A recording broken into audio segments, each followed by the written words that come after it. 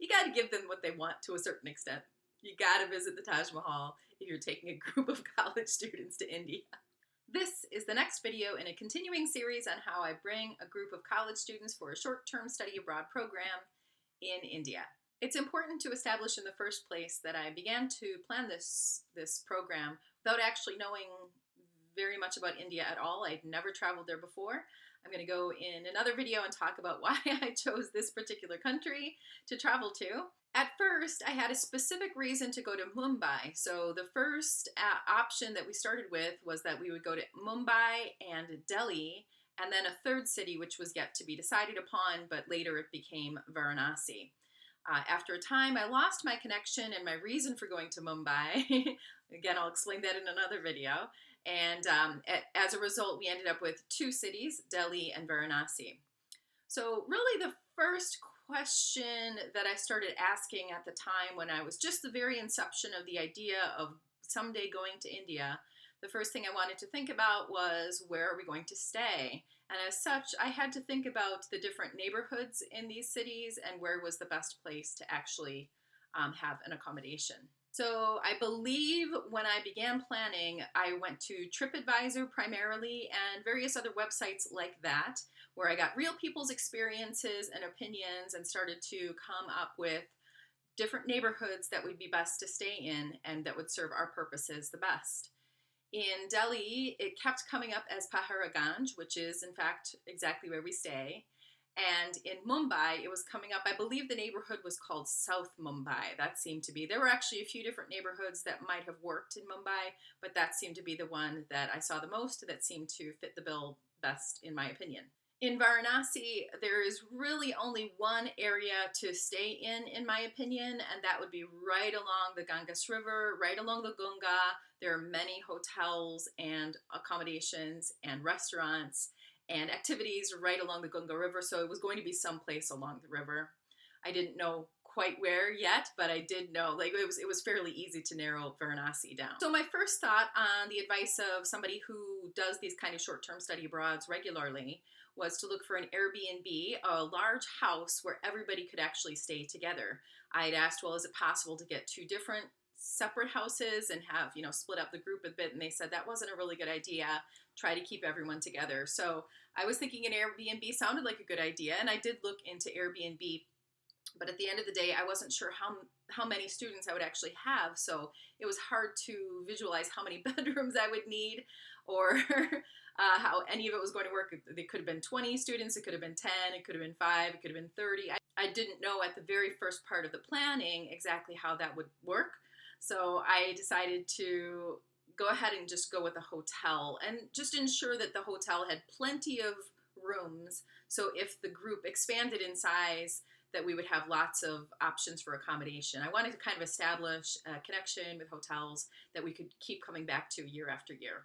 The connection that I had in Mumbai fell through, and I was no longer planning to keep Mumbai on the list. If you look at a map of India, Mumbai is quite far from Delhi, but Delhi and Agra and Varanasi are quite close together, and it seemed like the right direction to go was just to kind of stay in that particular area, in that particular region, and maybe down the line I will start to add more. I have my eye on Jaipur and Jodhpur and Udaipur, which are still kind of close to Delhi, so someday we'll probably be adding on to that. But anyway, I kind of wanted to stay in one particular region just so that ground transportation or air transportation or whatever would be a little bit simpler. I had to choose, and so I chose the area around Delhi. Also, I mean, you got to be close to the Taj Mahal. You got to visit the Taj Mahal. One professor shared a story that he took a group of students to China one time, and they were in a region that wasn't close to the Great Wall of China, and it turned out it was the one thing they really wanted to do. So I was like, yeah, you got to give them what they want to a certain extent. You got to visit the Taj Mahal if you're taking a group of college students to India. Yeah. So Delhi was the winner, not Mumbai, but Delhi. And so you understand there are areas of Delhi where you can stay in hotels that are very westernized, really nice, $100 a night, which honestly isn't that much for a travel budget. But in terms of what we wanted to spend, we didn't want to have the bulk of our budget going to accommodations. We also wanted to make sure that we were staying directly in the center of Delhi, where those hotels don't tend to be there anyway. So where we wanted to stay, the hotels tended to be a little less expensive. The more westernized hotels tend to be closer to the airport or to the more built up, I guess, westernized areas of Delhi. So once I decided that Delhi was going to be kind of our starting off point, and I had settled on the neighborhood of Paharganj for a number of different reasons, mostly feedback from real people who had traveled there, we decided to start looking for hotels. There are actually many, many hotels in Paharganj in Old Delhi. And so I started the process of thinking about how am I going to find the right hotel for us? And for this, I started looking on booking.com and the mapping programs to find out where things were located and so on. And I started looking at YouTube videos because YouTube, if you have a good travel vlogger, they will show a lot of footage from the area, and you really get a feel for not just what their hotel is like and what their room was like, but directly outside of the hotel, how close are you to things that are fun or something to see or places to eat and things like that. So I watched lots of YouTube videos for this as well. We ended up at the Jyoti Mahal Hotel for a few reasons. And there are some downsides to this hotel, but at the same time, the upsides were just really heavily weighed in this hotel's favor. First of all, the rooms are nice and they have bathrooms attached. They all have private bathrooms. This was essential. There's also a concierge desk there where we were able to arrange certain day trips. For example, the trip to Agra to the Taj Mahal was arranged through a concierge. They also would always give us advice about, if we're going to take a tuk-tuk to a particular, like say the Gandhi Museum, how much should they be charging us? Like, that's really helpful information to get before you leave the hotel. The hotel is beautiful. It has an old Delhi feel. It's big wooden doors, these archways, and an interesting lighting. I believe it's an old building that has been renovated into a hotel. It also has an incredible rooftop restaurant, and the food is very good. You can get breakfast, lunch, or dinner, and breakfast was included with the room as well. And the room was $20 a night or so. Maybe it was $25 a night. I'm not sure. That's for two people, one room, $20 to $25 a night. The downside to the Jyoti Mahal Hotel is that it's a little bit far. It's a bit of a walk from, for example, a metro stop.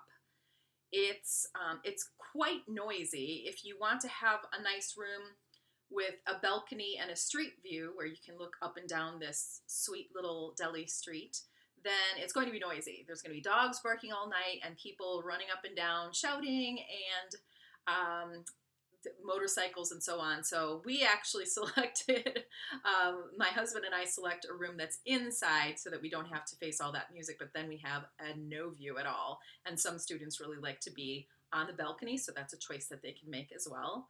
The internet was very good at this hotel. Well, actually, it wasn't good in every room, but if you moved around the building, you'd be able to find a spot where the internet was very good.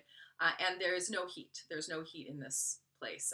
There might be air conditioning, but in January, air conditioning is not what you need. What you actually need is heat, especially at night. And it got cold, so that takes some getting used to. But in my opinion, it wasn't the most essential thing because you can always bundle up to go to bed. I just need to warn my students well in advance. Let them know it's going to be cold. Well, this time around, I believe there may have been some pandemic-related changes, and I was not able to get a hold of the management. Now, I don't book these rooms through booking.com, although I do find out a lot of information about hotels through booking.com, like, for example, the size of the hotel, what the bathrooms are like, meals and pictures and things like that. I will not go through a website to book, 6, 8 rooms. That just seems too chancy. So I actually make deals directly with the management, and that has become an essential part of what makes a hotel acceptable for our program, is that I have to have some kind of communication with management. So I had good communication with the management of the Jyoti Mahal Hotel. We had emails. I had several people who worked there on WhatsApp, But this time around, I wasn't able to get a hold of anyone. I think the management has changed there. And unfortunately, I couldn't figure out how I could book rooms online, but I wasn't willing to do that. I've heard stories about, for example, the owners of hotels having another hotel. You'll come into the desk and you'll say, oh, okay, 4 of you can stay here, but 4 of you are going to have to stay at this other place down the street. I didn't want any kind of a possibility of anything like that happening. I didn't want our reservation to be lost. So these are just, I don't know if it's important to have the specific conversation with management, but I will say that has been what has made me comfortable, and it has worked out so far to have that specific criterion in place.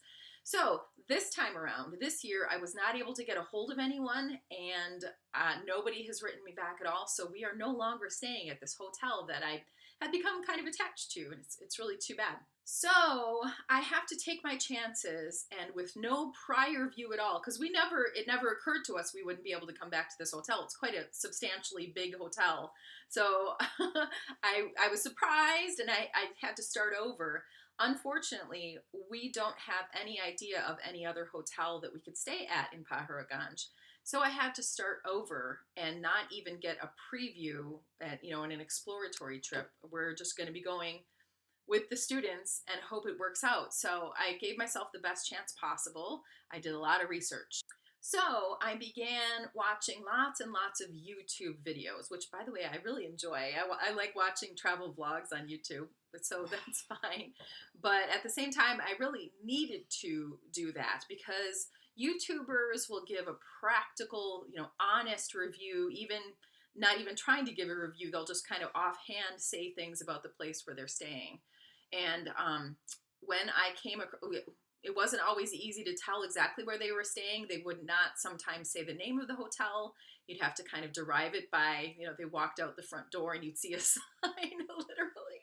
This is how I was doing research. But sometimes they would say the name of the hotel. So I started there. And then what I would do is I would find the hotel on a map and I'd figure out exactly where it was.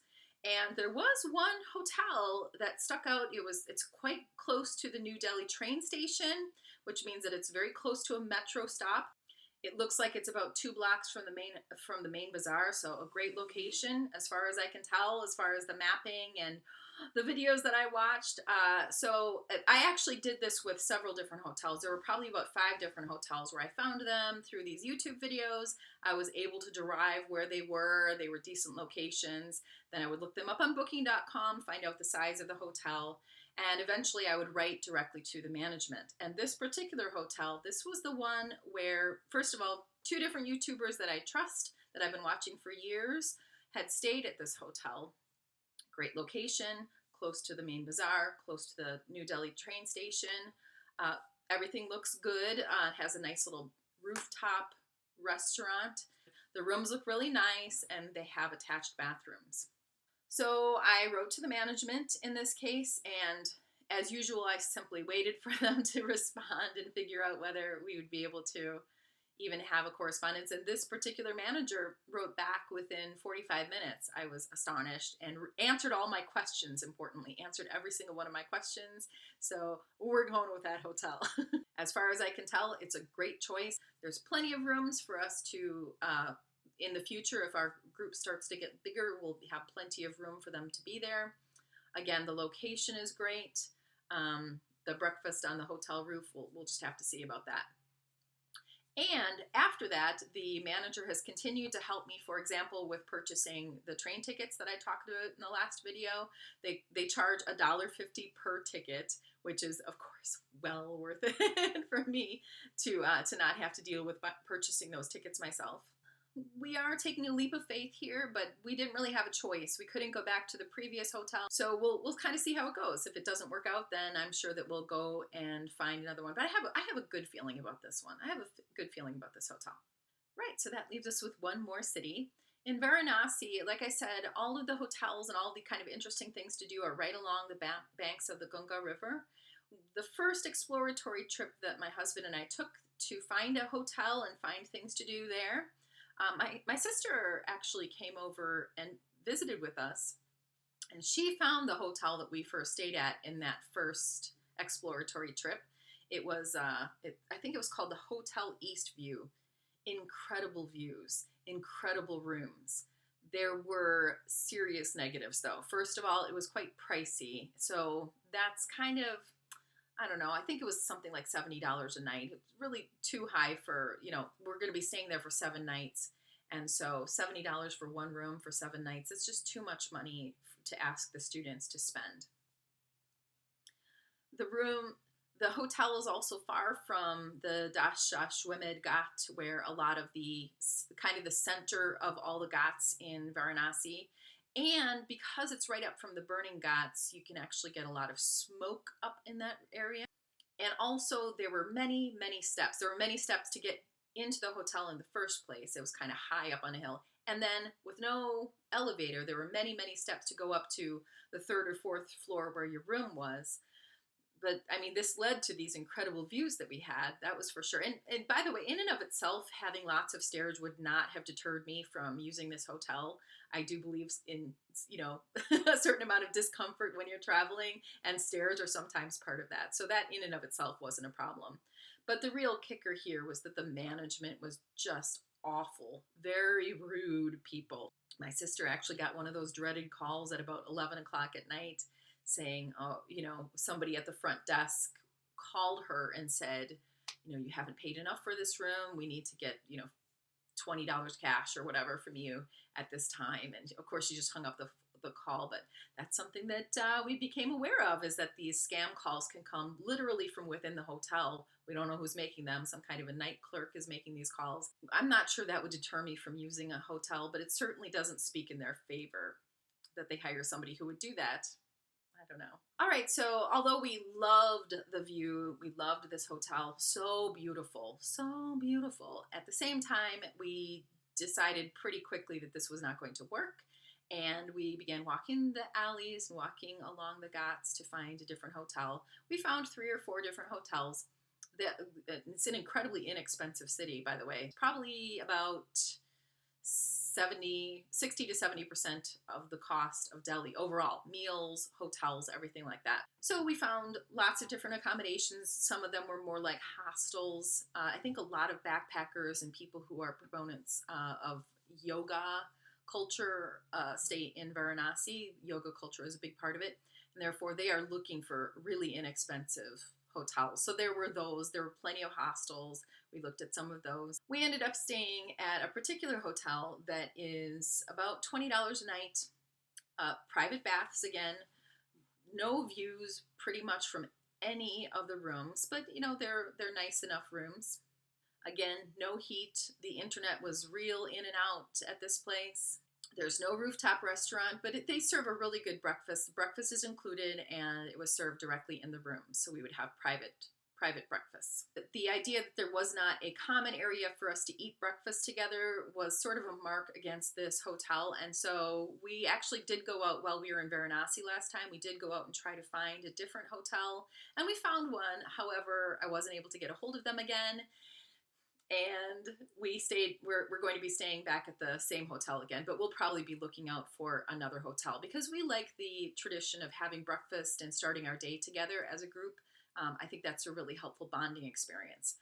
What we would do is we'd each individually have breakfast in our rooms, and then we'd all meet out for coffee or tea at this restaurant, and then we would discuss the day from there. But I think it's easier just to go ahead and have breakfast together, so we'll be looking at that specifically this time around. Yeah, so those are my thoughts on how you bring a group to a country that you don't know very well and try to figure out accommodations. Diligence, using all possible resources, online, in person, anything that you can do. Attention to detail, and letting go of the idea that there's ever going to be a perfect accommodation.